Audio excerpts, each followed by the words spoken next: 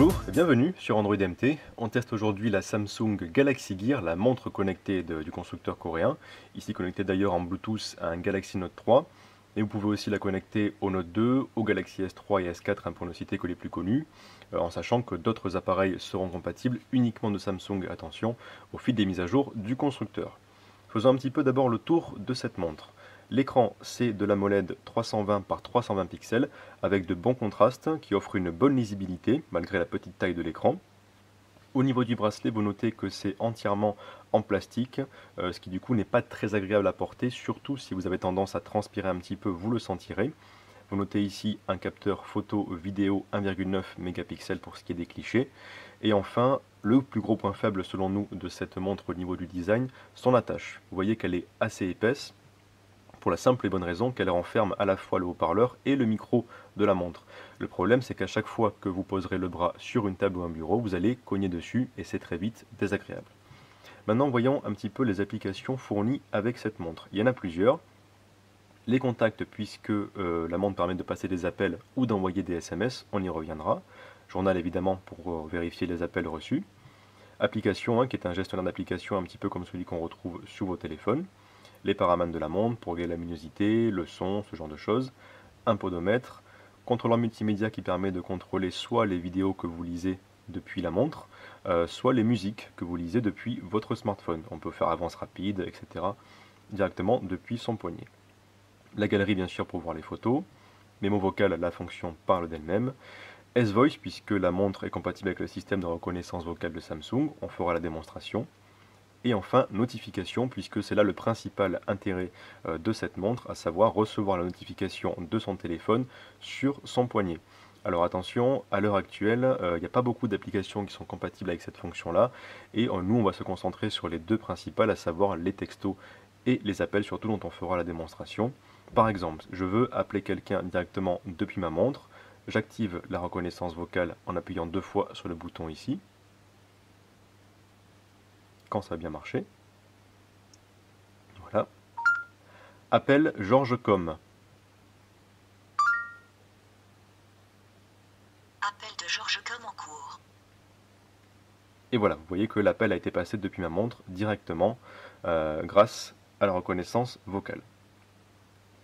La reconnaissance vocale d'ailleurs qui ne marche pas forcément très bien suivant ce que vous allez demander. Quand c'est des textes courts, en général ça suffit, même pour dicter un SMS. Par contre, il faut vraiment ne pas avoir de bruit autour de soi, parce que la qualité sonore n'est pas forcément très efficace. Sur le même principe, on peut évidemment recevoir des appels directement sur la montre. Je vais maintenant passer un appel. Voilà, la composition est en train de se faire. Et vous voyez que le tout s'affiche sur la montre qui sonne en même temps pour nous prévenir. Je peux d'ailleurs répondre. Voilà, là j'ai pris l'appel.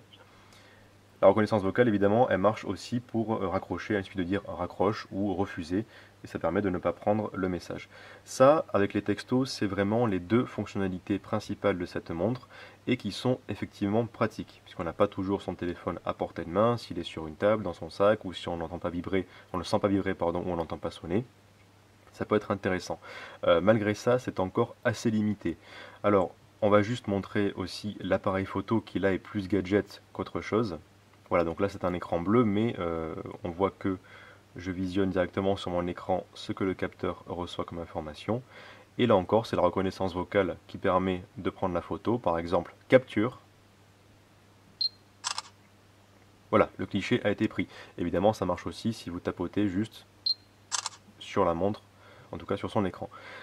Ça, très clairement, c'est amusant quelques minutes, mais vu la qualité des photos et le bruit que ça fait évidemment quand ça prend le cliché qu'on ne peut pas enlever, vous allez très vite arrêter d'en faire une fois que vous aurez fini de vous amuser avec. Voilà, c'est un peu le sentiment qu'on a avec cette Galaxy Gear, c'est qu'il y a des très bonnes idées, des fonctions qui sont vraiment pratiques, mais on est encore trop limité. Il n'y a pas encore assez d'applications qui permettent d'interagir avec la montre et le téléphone en même temps. Et surtout, on est face à un objet qui vaut quand même entre 250 et 300 euros. Et être limité à ce point, que ce soit en termes d'application, de qualité sonore, et même aussi de batterie, puisque la batterie ne dure que 24 heures maximum pour une utilisation classique, on sent que c'est encore trop cher pour ce que c'est. En fait, le milieu des montres connectées, et notamment un Galaxy Gear qui en est un bon exemple. C'est encore un milieu qui se cherche, donc on a des bonnes choses à mon avis qui vont arriver, mais pour l'instant on n'est pas encore face à l'objet qui va vous paraître indispensable en complément de votre téléphone.